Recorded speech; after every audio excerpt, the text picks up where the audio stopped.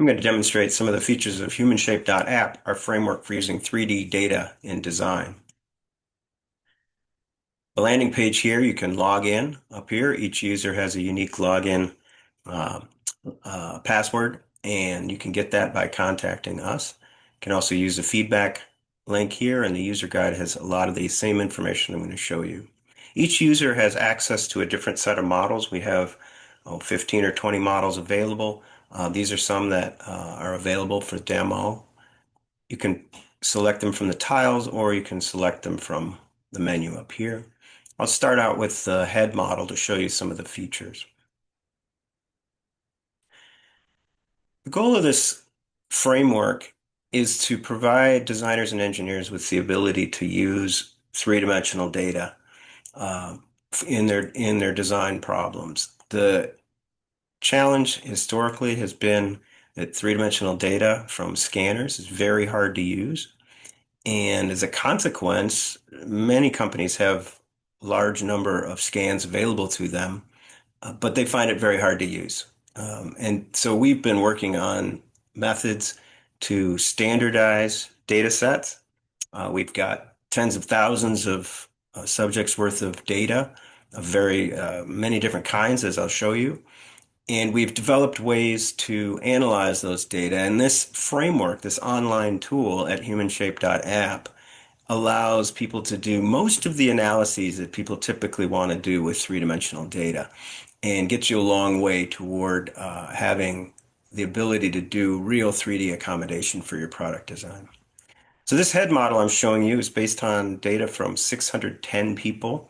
What's very unusual about this model is that it has an accurate scalp for both uh, men and women. And the reason this is so rare, of course, is because three-dimensional scan data is typically contaminated by hair artifacts. And you'll see people put a cap on the subjects or something like that. It really doesn't work, especially for women with more hair. And as a consequence, most head models are kind of useless in this area. In contrast, this was based on medical imaging data, and so the hair is not an issue at all, either on the face or up here. And so this is, I think, the only available model that has an accurate scalp. And as I said, it's based on 610 people. We have other head models that are based on more than that, thousands of heads. This is the one that I'm going to demo for you today, though. So the first thing you notice is this regression model over here, and you have a set of predictors that can be used to make heads. So for example, if you have a particular size head that you think is important for your design, maybe it's a head that has 95th percentile length and breadth for some population, you can use this to make a big head. I think if we're making a big head, we should set it to male. And we can make indeed a very large head. Turn on the dimensions here so you can see this. Uh, so in this main panel, we can change the head shape. And this is all being driven by data. This is a regression model based on these subjects parameterized with these values. We have lots of different parameterizations, but this is one that's useful for a lot of people. So you can do a lot with this. You can go over here to the file IO section. You can download this model. Even if that's all you do, it's already very valuable for design. But there's so much more you can do with this platform. So I'll take you through a few of these things. First of all, just on the main view, you have geometry controls, so you can make it transparent or turn it off entirely. You can change the color, of course, make it kind of bluish maybe. I don't know. How about that? And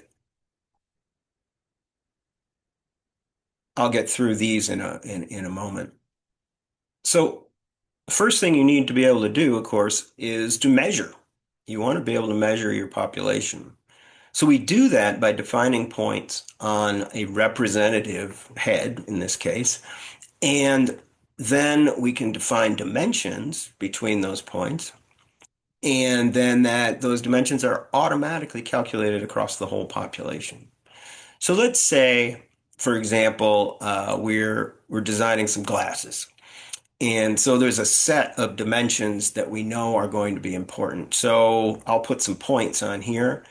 And I don't need to know the fancy Latinish names for these things. I just know I need a point there. And I need a point at the bridge of the nose, let's say. Need another point over here. And let's say I need a point that defines the width of the nose in this area. And one of the great things about this tool is it doesn't have to be a dimension that someone a long time ago thought of as being important. You can measure any dimension you want. So one of the interesting pieces of functionality here, because many analyses are based on symmetry, you make an assumption that the head is roughly symmetrical.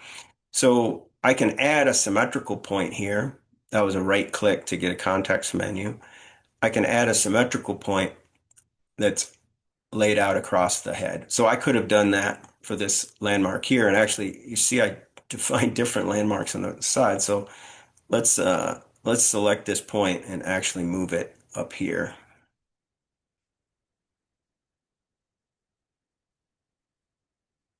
So I can do that, but probably a better idea would be to simply select these 2 points,